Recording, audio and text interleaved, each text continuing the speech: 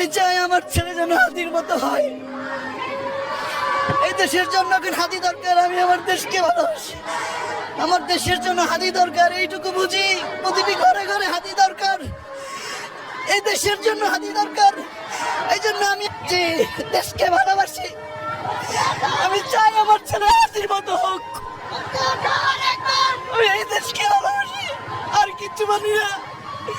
আমি কোনো দল করি না, আমি দেশকে ভালোবাসি। আমাদের প্রতিটি ঘরে ঘরে হাতি দরকার এখন।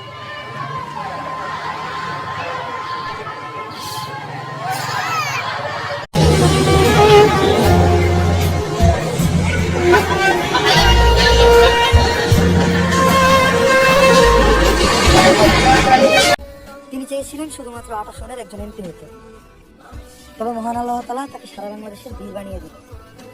ওই যে এমন জীবন তুমি করিও গঠন, মরলে হাসিবে তুমি, কাঁদিবে সারা ভুবন।